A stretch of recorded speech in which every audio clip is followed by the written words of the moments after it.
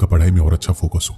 तो इस दौरान बीच बीच में छोटे ब्रेक्स लेने चाहिए। हालांकि इन ब्रेक्स में आपको टीवी या मोबाइल चलाने से दूर रहना चाहिए। कोशिश करें कि 30 से 45 मिनट की पढ़ाई करने के बाद आपको कम से कम 5 से 10 मिनट का ब्रेक जरूर लेना चाहिए। अक्सर आपने देखा होगा विद्यार्थी पूरा दिन घर में उछल कूद करता रहता है, ज्यादा से ज्यादा बाहर खेलता है, लेकिन जैसे ही उसको पढ़ने के लिए बैठाया जाता है उसे आलस या सुस्ती आने लगती है और वह पढ़ाई से कतराने लगता है। आपने सुना होगा जो समय के साथ चलता है वो पूरी दुनिया जीत सकता है। समय एक ऐसा चक्र है जो रंग को राजा और राजा को रंग बना सकता है। इसलिए समय के महत्व को समझिए और उसका उपयोग कीजिए, दुरुपयोग नहीं। ये फिर लौट कर नहीं आने वाला है, इसलिए इसके साथ चलिए, ना आगे ना पीछे, केवल साथ। और आप अपने प्रति अनुशासित रहें, क्योंकि एक विद्यार्थी की पहचान उसका अनुशासन ही होता है। जब आप अनुशासित रहेंगे तब आपको यह ज्ञात होगा कि कौन सा कार्य करना आवश्यक है और कौन सा नहीं। किसी विद्यार्थी के पास अनुशासन होना ही उसकी सबसे बड़ी सीख है। आपको सोचकर परेशानी हो रही होगी कि आखिर ये मैनेज कैसे होगा। जाहिर सी बात है, परेशानी तो होगी, क्योंकि इसे भी आपको ही मैनेज करना होगा। एक बात मैं आपको याद दिला दूं, जो काम शुरू में कष्टदायक होता है बाद में फलदायक भी होता है। इसलिए परेशानियों से घबराएं नहीं, आगे बढ़े और उस काम को समाप्त करें। सोने के लिए भी समय निर्धारित कीजिए। प्रत्येक विद्यार्थी को कम से कम 6 से 7 घंटे तक सोना चाहिए। इससे शरीर पहले की तुलना में ज्यादा सक्रिय रहता है, जिससे विद्यार्थी की स्मरण शक्ति में वृद्धि होती है, जो पढ़ाई दौरान ज्यादा फायदेमंद होता है। अक्सर विद्यार्थियों द्वारा पूछा जाता है कि पढ़ाई कैसे करें ताकि मन लगे। इंसान का मन बहुत चंचल होता है, एक पल में यहाँ तो दूसरे पल में वहां चला जाता है। इसलिए हमें पढ़ाई करते समय इस बात का ध्यान रखना चाहिए कि नेगेटिव थिंकिंग और ऐसी किसी भी तरह की बातें हमारे मस्तिष्क में ना आए जिससे हमारा मन डाइवर्ट हो। मन को काबू में करना बहुत बड़ा काम होता है, पर ये जो संभव कर लेता है अपनी सफलता से कभी नहीं चूकता है। इसलिए कोशिश करें मन को विभाजित करने वाली यादों से दूर रहे। ऐसा हर विद्यार्थी के साथ होता है। जब वो पढ़ने बैठते हैं तो उसके मन में कई प्रकार के विचार उनके सामने आने लगते हैं और वो धीरे धीरे उनमें खोने लगते हैं, जिससे उनका ध्यान पढ़ाई से हट जाता है। पढ़ते कुछ है, दिखाई कुछ और देता है। इसका मुख्य 2 वजह होता है। पहला, उस समय पढ़ने में रुचि नहीं है, और दूसरा, आप बहुत चिंतित हो। कोशिश करें तनाव से दूर रहने की। दोस्तों के साथ अपना ज्यादा टाइम स्पेंड करना एक बड़ी वजह है पढ़ाई में मन ना लगने की, क्योंकि दोस्तों के साथ समय का पता नहीं चल पाता, जिससे आपकी पढ़ाई का समय निकल जाता है, जो आपको बाद में चिंतन करने पर मजबूर कर देता है। सिर्फ सोच इतनी शक्तिशाली होती है जो सही और गलत में भेद कर सकती है, जो व्यक्ति को ऊपर उठा सकती है और नीचे गिरा सकती है। संसार की सबसे महंगी पुस्तक, सबसे बड़ा प्रेरक और मूल्यवान विचार आपके अंदर 1% का भी परिवर्तन नहीं ला सकते यदि आप बदलना ना चाहे तो। जो जानते नहीं इसलिए नहीं कर पाते वह अज्ञानी है। जो सब कुछ जानते हैं फिर भी अमल नहीं करते वो मूर्ख है। यदि हर सुबह नींद खुलते किसी लक्ष्य को लेकर आप उत्साहित नहीं है तो आप जी नहीं रहे, सिर्फ जिंदगी काट रहे हैं। दूसरों की मदद करते हुए यदि दिल में खुशी है तो वही सेवा है, बाकी सब दिखावा है। आपके जीवन में कुछ ऐसे नियम जरूर होने चाहिए जिनसे आप किसी भी कीमत पर समझौता नहीं करेंगे।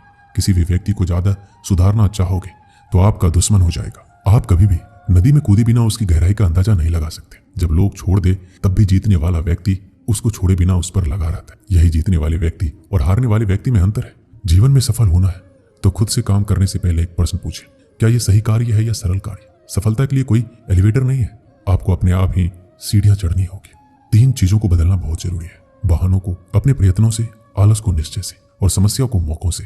परिवर्तन और संघर्ष से सिर्फ एक कायर इंसान ही डरता है, सफल और हिम्मतवान व्यक्ति नहीं। अनुशासन ही सिद्धि और लक्ष्य को जोड़ने वाला पुल है।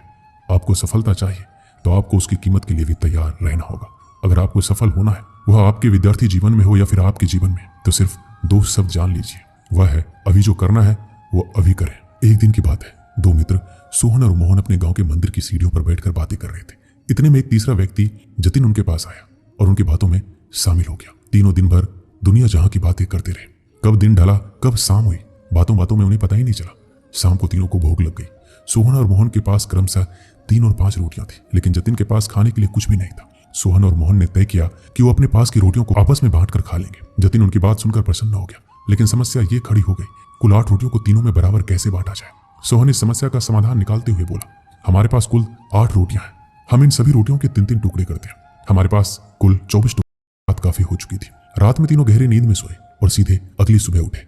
सुबह जतिन ने सोहन और मोहन से विदा ली और बोला, मित्रों, कल तुम दोनों ने अपनी रोटियों में से तोड़कर मुझे जो टुकड़े दिए उसकी वजह से मेरी भूख मिट पाई। इसके लिए मैं तुम दोनों का बहुत आभारी हूँ। यह आभार तो मैं कभी नहीं चुका पाऊंगा, लेकिन फिर भी उपहार स्वरूप मैं तुम दोनों को सोने की ये 8 गिन्नियां देना चाहता हूँ। यह कहकर उसने सोने की 8 गिन्नियां उन्हें दे दी और विदा लेकर चला गया। सोने की गिन्नियां पाकर सोहन और मोहन बहुत खुश हुए। उन्हें हाथ में लेकर सोहन मोहन से बोला, आओ मित्र, ये 8 गिन्नियां आधी आधी बांट ले। तुम 4 गिन्नी ले लो और मैं 4 गिन्नी ले लेता हूँ। लेकिन मोहन ने ऐसा करने से इनकार कर दिया। वो बोला, ऐसा कैसे? तुम्हारी 3 रोटियां थी और मेरी 5। मेरी रोटियां ज्यादा थी, इसलिए मुझे ज्यादा गिन्नियां मिलनी चाहिए। तुम 3 गिन्नी लो और मैं 5 लेता हूँ। इस बात पर दोनों में बहस छिड़ गई।